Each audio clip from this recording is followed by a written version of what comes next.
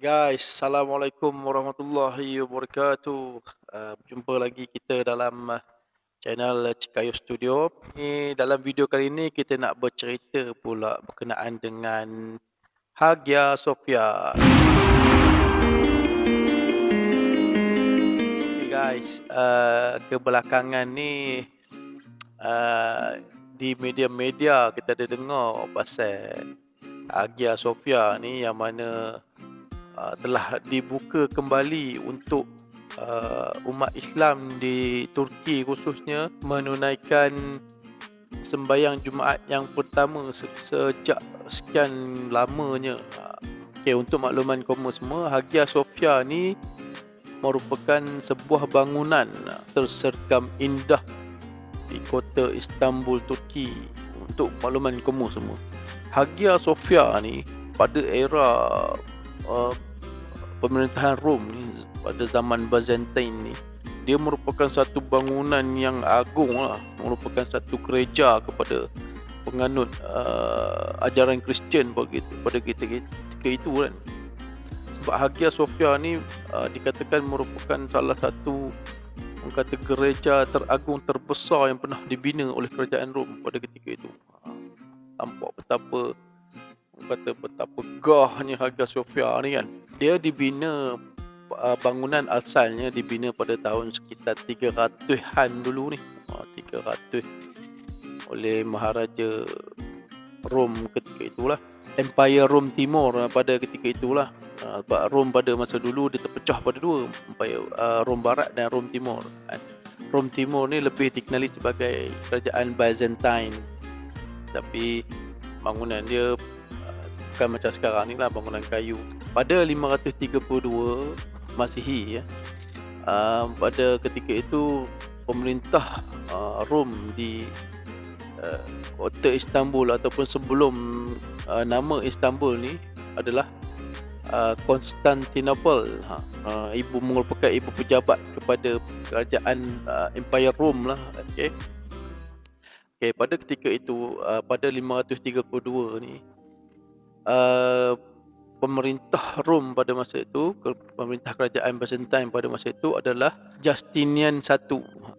Raja Justinian I ni pada ketika itu baru 5 tahun memerintah, tapi dia dah kenakan cukai yang tinggi pada rakyat. Dan bila kena cukai tinggi pada rakyat ni, rakyat jadi marah lah, dan berlakulah rusuhan yang dipanggil nama rusuhan Nika. Bila rusuhan Nika ni berlaku, rakyat jadi marah, habis dengan gereja-gereja demo hancur kan, dan berlakulah kemusnahan teruk pada Hagia Sophia ni.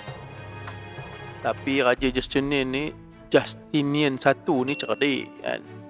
Dia sebab dia tengok pada masa itu pengaruh ajaran Kristian di kalangan rakyat, kata kalangan rakyat Empire Rom ni ketika itu kuat lah.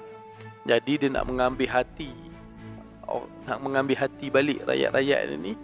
Dia lancarkan pembinaan semula Hagia Sophia ni. Bukan itu saja, dia buat lagi besar daripada yang ada pada masa itulah, dengan binaan yang tercanggih pada ketika itulah, yang mana diletakkan kubah dalam sini bina Hagia Sophia ni. Sebelum ni tak ada kubah, kali ni dia buat kubah. Maknanya yang tak pernah dibuat oleh kerajaan Rom lah. Maknanya sini bina teragung lah. Dan dia melantik 2 orang arkitek terkenal pada zaman itu, iaitu Artemius dan Isidorus, kalau tak silap. Tak silap tu minta maaf lah. Demo ni lah yang mereka balik, mereka bentuk balik Hagia Sophia ni. Dan pembinaan Hagia Sophia ni bukan pembinaan pembaikan pulih balik Hagia Sophia ni hanya memakan masa dalam 6 tahun je untuk siap. Kiranya pada zaman tu 6 tahun ni untuk membuat satu bangunan yang besar tu memang cepat lah kan. Dan dia siap pada tahun 537. Okey, maka siaplah Hagia Sophia ni seperti yang dikehendaki oleh Maharaja Rom pada pemerintah Rom pada ketika itu, Justinian I ni, dengan ada kubah dan binaannya besar dan merupakan bangunan teragung lah pada ketika itu, dan masih lagi menjadi gereja ataupun pusat ibadat bagi penganut ajaran Kristian. Tapi tak lama selepas itu, dalam 20 ke 30 tahun macam tu, bangunan Hagia Sophia ni runtuh sekali lagi. Kubah itu runtuh sekali lagi disebabkan gempa bumi.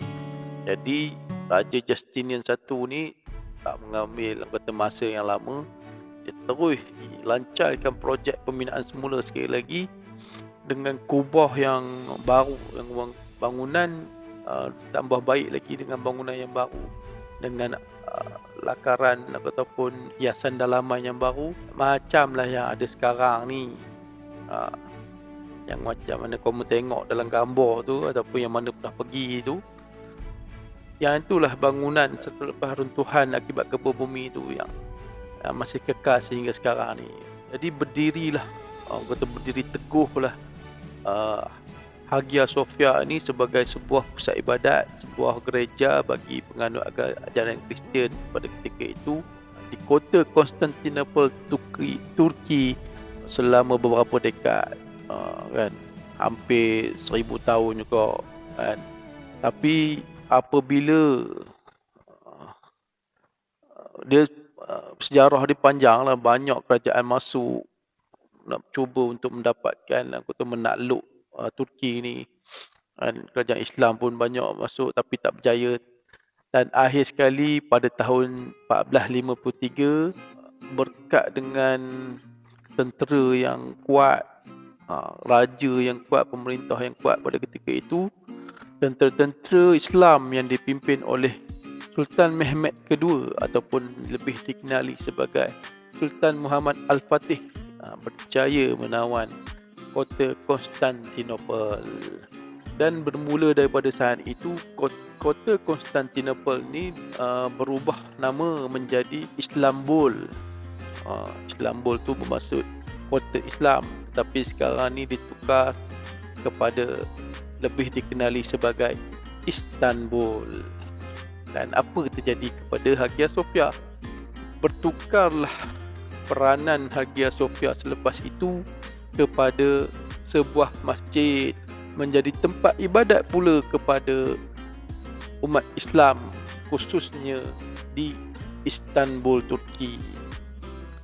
Nama Hagia Sophia pada ketika itu ditukar kepada Masjid Hagia Sophia. Maka sekali lagi berdiri teguhlah Hagia Sophia ini sebagai mercu tanda Islam pada ketika itu.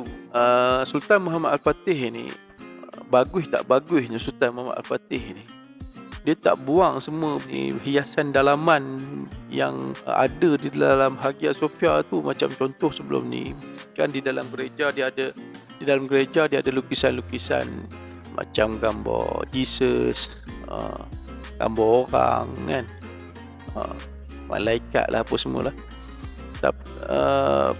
Sultan Muhammad Al-Fatih ni dia tak buang semua tu. Dia cuma macam buat satu lapisan tutup, lapisan nipis je, tutup mana-mana gambar yang bertentangan dengan syariat Islam lah. Mana-mana gambar yang okey, macam bunga apa semua tu masih dikekalkan.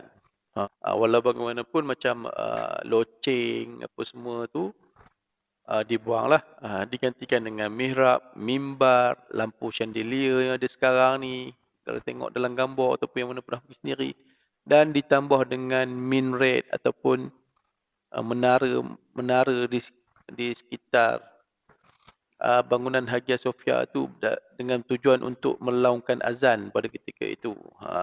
Tetapi struktur bangunan masih sama seperti mana yang terbina pada zaman pemerintahan Empire Rom. Bangunannya hari ini itu bukan bangunan yang baru dibina, tapi bangunan yang telah lama dibina, 1400 tahun yang lalu dibina, kukuh hingga sekarang ni. walaupun fungsi dia berbeza lah. Daripada gereja bertukar kepada masjid. Tapi selepas kejatuhan kerajaan Islam Osmaniyah yang terakhir pada ketika itu, yang mana tak bangun-bangun dah sampai sekarang ni, pada tahun 1924 kerajaan Osmaniyah jatuh di tangan Yahudi dan Barat, dan khalifah Islam tidak bangun lagi selepas itu. Bermula daripada zaman Saidina Abu Bakar, terkubur pada tahun 1924 itulah, dengan jatuhnya kerajaan Islam Osmaniyah. Setelah itu bangkitlah pelopor-pelopor Turki moden ataupun sekular Turki kan, yang mana mengasingkan keseluruhannya, mengasingkan terus antara agama dengan politik ataupun pemerintahan pada masa itu, yang mana dipimpin ketika itu oleh Mustafa Kemal Atatürk. Yang ni semua orang kenal lah nama dia. Kalau kamu tak kenal pun kamu Google lah, mesti jumpa ni siapa Mustafa Kemal Atatürk ni. Dia lah yang mengisytiharkan Hagia Sophia daripada peranan sebuah masjid yang menjadi keunggulan kepada umat Islam, kepada upaya Islam sebelum ini, ditukar kepada muzium. Fungsi Hagia Sophia daripada rumah ibadat sebelum ni yang lebih 100 tahun, walaupun dia rumah ibadat agama lain, agama Kristian, tapi dia still rumah ibadat, sehinggalah kerajaan Turki, sekular Turki ni ubahlah jadi muzium terus. Tak ada rumah ibadat dah. Maknanya pelancong masuk pun datang untuk sekadar muzium, tengok bahan-bahan binaan, sejarah-sejarah lama macam tu je lah. Sehinggalah Presiden Turki sekarang ni, Recep Tayyip Erdogan, meluahkan hasrat untuk pada tahun 2018 untuk menjadikan Hagia Sophia ini sebagai masjid balik. Tapi bila dia suarakan tu, ramai lah yang menentang kan, ramai lah tak suka, terutama sekali negara-negara barat lah. Malah dalam sendiri yang mana yang dah pekat likat berkilat dengan yang mana dah kata kuat sangat sekular ni pun tak suka yang Hagia Sophia ni ditukar menjadi masjid balik kan. Kerana Presiden Erdogan ni mendapat tentangan daripada dalam dan luar.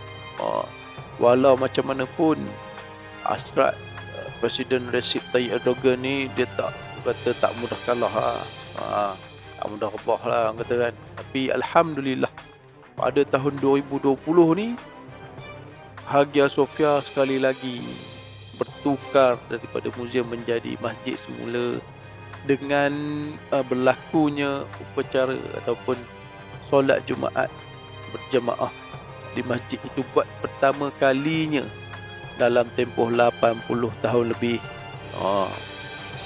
Tak pernah dengar azan dah dalam masjid tu. Kita pun rasa, kita sebagai umat Islam ni rasa kita tumpang gembira lah dengan berita ni, dan diharapkan Hagia Sophia ini terus kekal dan utuh sehingga selama-lamanya, dan menjadi mercu tanda masjid pusat pemerintahan Islam seterusnya selepas ini. Itulah harapan kita dan doa kita kan. Okey, setakat ini saja berkenaan dengan Hagia Sophia. Kita jumpa lagi dalam next video insya-Allah. Terima kasih kerana support, terima kasih kerana subscribe, dan jangan lupa guys, jangan lupa share, like dan komen kat bawah ni untuk apa-apa berkenaan apa yang nak diceritakan lagi selepas ini pun boleh komen. Jangan lupa like, jangan lupa share, agar kata video ni dapat ditengok oleh ramai orang, dapat memberi manfaat kepada orang lah, dapat mendapat sedikit ilmu pengetahuan, terutamanya berkenaan dengan bangunan yang tersegam indah di Istanbul, Turki ini, Hagia Sophia. Okey, terima kasih banyak-banyak guys. Assalamualaikum warahmatullahi wabarakatuh. Bye bye.